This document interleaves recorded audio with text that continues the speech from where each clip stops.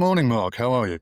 Yeah, very well, thanks, Mark. Good to see you, and You too. I'm looking forward to our chat over the next 10 or 15 minutes or so. Yeah, me too. I mean, it's good to meet up with you to hear about Distinctive People's journey over the last 10 years, I believe. Indeed, 10 years. It's flown Well, by.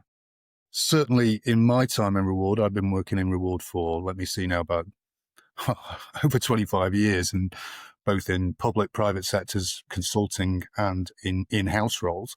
Um, I've certainly seen a lot of change in that time, and certainly the landscape of reward when I started is rather different from how it is now today.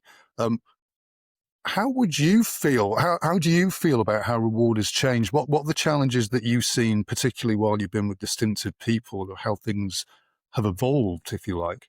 Yeah.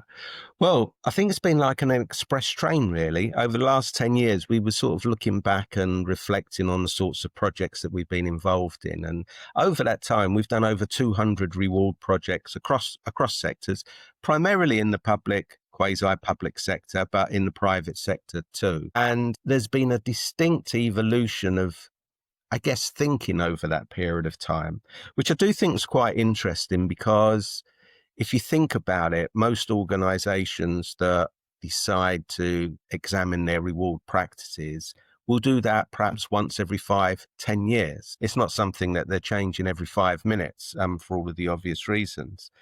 But over that period, there has been, I think, three quite significant changes in leadership thinking, strategic thinking, around the piece around reward management. I suppose if we kick off in those early days, the vast majority of commissions that we would got had not just a sense of where the organization was trying to achieve something, but they were very fixed in the main, not all of them, but very fixed in the main, exactly what they wanted. And that tended to be, what's your job evaluation scheme? How can we get better structure within our incremental pay structure? Let's have lots of pay grades in order that we can fit our roles into that. How do we make sure that our job descriptions are covering every single element of what we Yes. require of a job? What's the unions going to say to this? And I think one of the big things, and this probably still exists to some extent, but it's softened a bit, is about we want process and consistency. And almost that was the objective, as opposed to how is this going to support the organization and incentivize, people within our teams. So those early days were tough in trying to move beyond a set of processes and almost a predetermined template, and help organizations think about, this is a big investment that you're making here in all sorts of ways, in your people, monetary resources. It might be useful to broaden your thinking and think about how this change that you're contemplating not only has got procedural rigor, but actually is delivering on your strategic objectives. And the big absence, which is not so much of an absence now, was almost a absence of any discussion around customer, client, or the end user. So it was internal process that, let's just get it over with.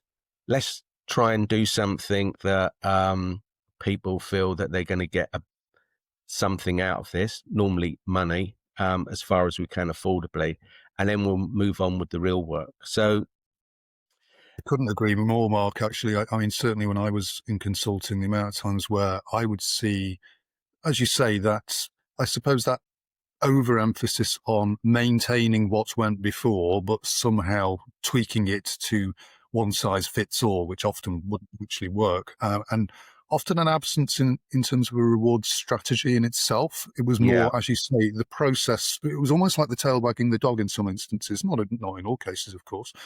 Whereas now I think the emphasis, as you say, and has been shifting towards something which is perhaps a little bit more agile, a little bit more flexible, with that end result in reward terms perhaps taking center stage rather than the shadow that went of what went before. Absolutely. And one of the key words that you use there, which I think characterizes the changes that have taken place in the last 5, 6, 7 years, is instead of starting with that predetermined thought about what the structure and the process should be, is an upfront discussion about what strategy do we need here? How does this fit with our business strategy? And then what reward strategy do we need? And, simplifying it further from sort of, that language is about what are the outcomes that we need here? And one of the big drivers for that, I think, has been the economy. I think the fact that it's more difficult to attract talent into our organizations, to attract a change in skills need into our organizations. And probably more importantly, and this is ironically something I think organizations have only really taken seriously over the last few years, is it's not just about attraction, it's also about retention. And Yes, actually that absolutely. being the primary part of the strategy, that we need to retain the people that are going to be our success in the future because of all the obvious reasons around cost, continuity, investment, and organizational culture. So, over that period of time, we've seen quite a big change in pay structures, from moving from a starting position of incremental pay structures, based on quite often public sector alignment in terms of pay progression and pay settlements, to organizations that have developed their own pay architecture that enables them to reward people more flexibly, to have a greater impact on the individual contribution as opposed to the collective structure of the past. And that really has sort of enabled them to be a bit more innovative in thinking around, okay, how do we value the behaviors that are important for us and our customers? How do we value flexibility? And there's a lot of stuff going on and has been going on around job design, and how do we make job design much more about outcomes as opposed to a list of 101 tasks which we expect people to deliver on, but in truth, they only ever deliver on a small proportion of them, and probably a small proportion of them only have a positive impact in terms of service delivery. So the classic case is, the job description where it was manifests itself as a task list rather than Yeah, outcomes. If your role, just being light-hearted, it was to, I don't know, make the tea, you wouldn't have a job description with point one, open kitchen door, point two, advance across to kettle, etc., exactly. etc. I think as well, Mark, if I may, something which came up in what you were just discussing there was that something I've certainly seen an emphasis on increasingly, certainly over the last few years, is that softer side of reward, which isn't to do with pay structures. It's not to do with job evaluation. It's that increasing emphasis on well-being. Yeah. It's not just been a buzzword that's been and gone. I think it has real value, it has real meaning, and particularly with regard to retention, which is the flip side, of course, of attracting people in the first instance. Yeah. And I guess as you start to get into that thinking more, the other thing that sort of comes to mind that has been an evolution and we're right in the middle of now is that I think, when you first start to work with an organization, particularly a leadership team, there's a much more openness to think about organizational psychology and how do we develop the organization culturally. And instead of starting from reward being the starting point, reward becomes an enabler within the context of that wider organization development. And, I think there's been a bit of an irony for me in that what has happened in recent years, and it's both to be applauded and is a reality, that from a legal perspective and a regulation perspective, much more rigor is placed upon organizations to be compliant in terms of pay equality, gender pay reporting, and whatever. And certainly my fear was that whilst that was something that I think, if not all, most of us would fully support, would that in effect reduce innovation, and diversity of thinking about how we develop our pay structures? Would we move back to an era where everything had to be regimented? And I think actually it's had the opposite effect. Yes. And I'll just try and briefly explain the reasons why I think that's happened, is that because organizations are starting to think about reward being an enabler to develop culture and organizational change, and think about that through the lens of their customer base, which tends to be about quality, ability to react to customers' changing needs, and therefore new job design and flexibility, it becomes obvious that we need reward structures that have that dexterity with it, and enables us to recognize and reward the things that we value and those things that we don't value. And that's about flexibility. So the things like job evaluation, which was your primary tool, I guess, to make sure that there was equality in the system to a large extent, but also the trade-off was a degree of rigidity that come with that. Pounds for points, if I remember correctly. Pounds for points. And in truth, not all, but many organizations would use it as a tool to achieve a predetermined outcome, as opposed to use it exactly as it was intended. That has been loosened to a great extent, because organizations now know that every 2 or 3 years they're going to do an equal pay audit. And in truth, an equal pay audit is that's the gold standard really for looking at where you've got pay inequality within that, and starting to use role sizing, which is a bit of a less mechanistic approach than job evaluation, to size roles. And That's more of a contribution framework than a rigid points approach. Exactly. So moving away from that points make prizes to a more qualitative, a bit more subjective, and a bit more flexibility, but with the safeguards of, lots of organizations that we now work with have within their reward policy that a commitment every 3 years to do an equal pay audit, alongside the work that they will do from a statutory point of view in terms of gender pay reporting. So ironically, the structures have become more flexible, and leaders have become more confident in doing that, because they know that every 3 years they've got a standard tool which will flush out anything that they've inadvertently imported into the system that's got an equality or inequality angle to it.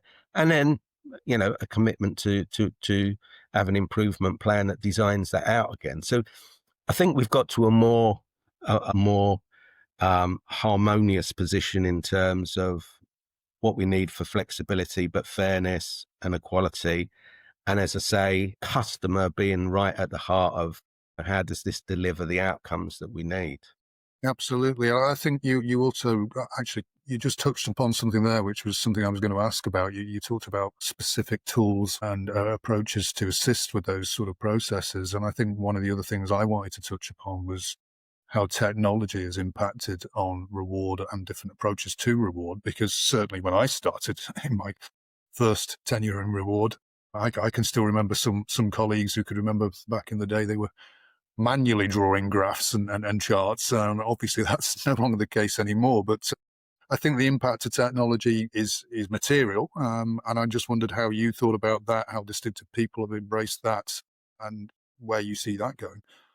Yeah, I mean, that's an ever-evolving area. I think just when you think you have got some sense as to how technology may be a fantastic an enabler and efficiency saver, and achieve more accuracy in what you're seeking to do, new innovations come in all the time. And I think probably there's all sorts of different dimensions from technology. I'll just pick out two perhaps for the purpose of our discussion. I think from what I would call a more qualitative aspect, the use of technology in modern organizations is changing the skills mix and how we value roles and how we scope roles and size roles, and increasing to look beyond our own sector when we're looking to value and benchmark what are competitive packages for roles that are heavily influenced by technological change. And I guess,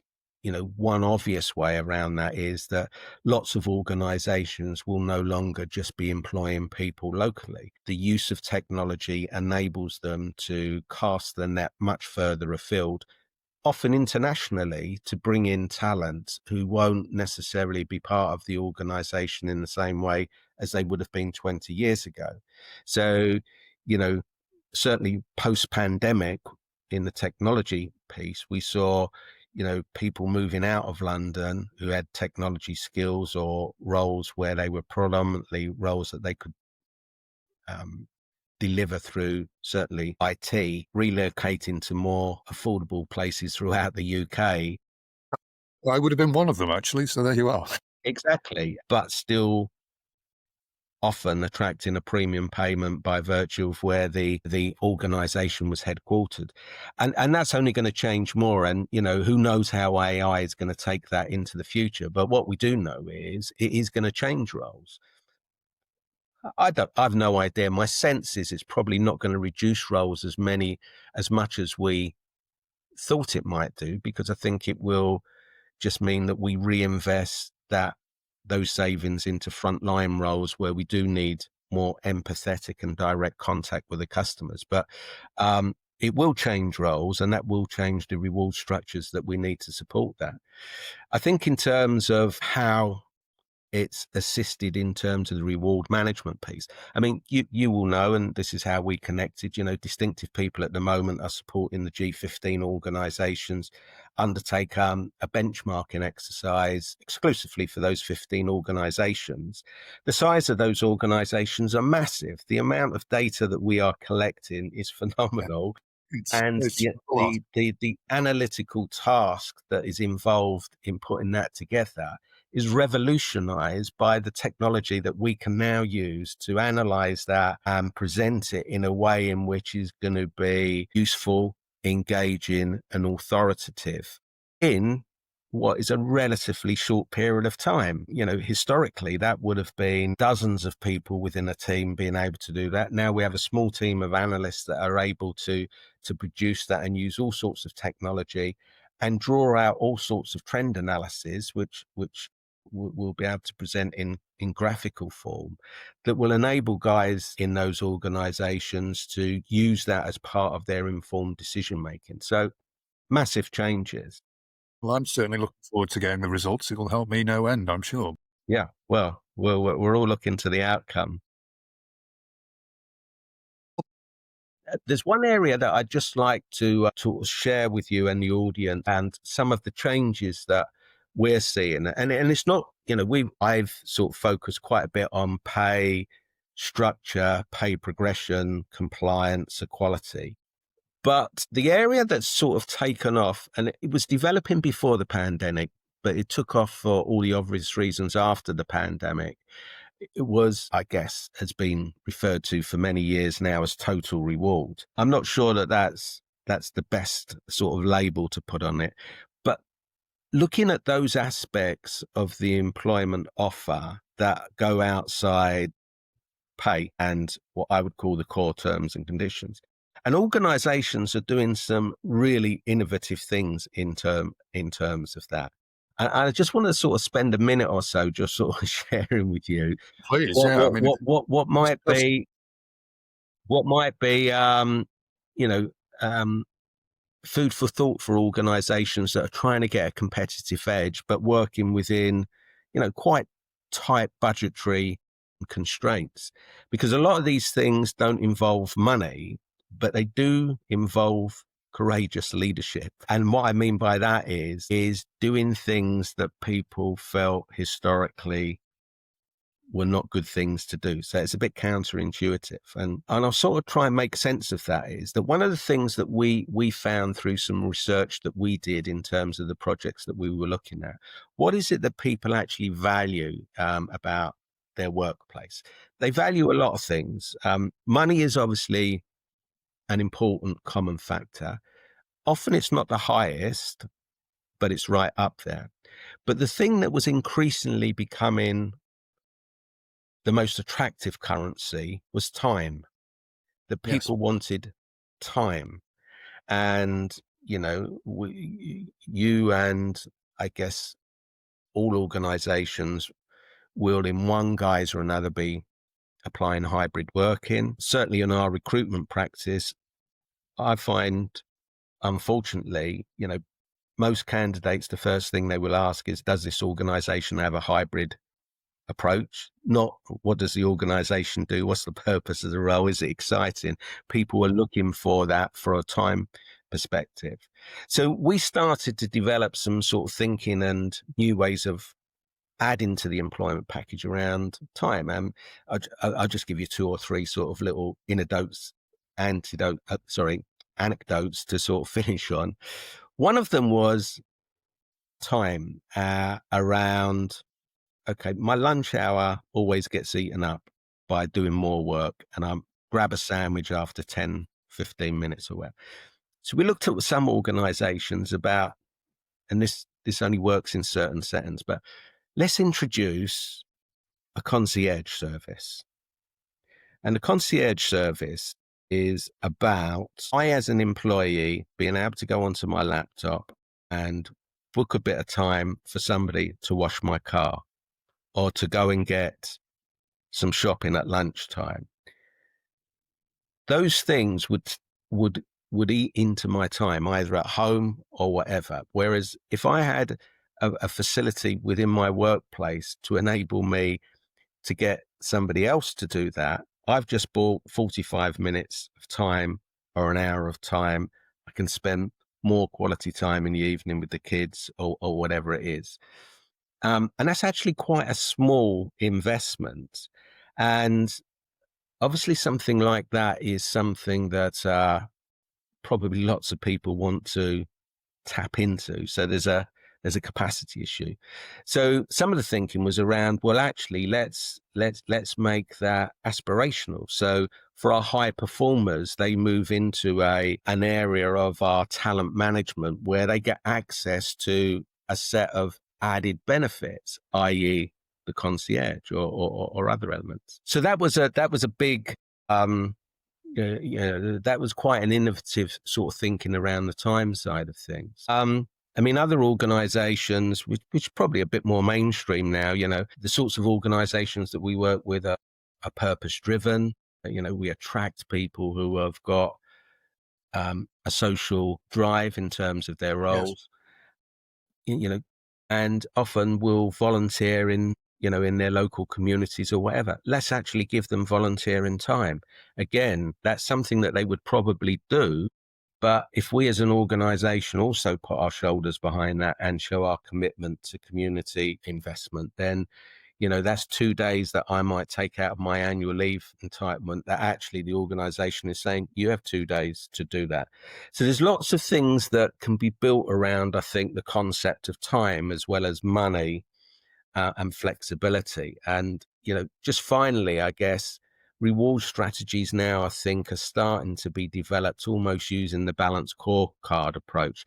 Okay, so what are the 4 balancing things that we need in our reward strategy to get a rounded reward approach that delivers for the organization, our customers, our workforce, and importantly, the workforce of the future, which is only becoming more demanding. Yes. So I think that's a sort of whiz through 10 years and looking a bit into the future.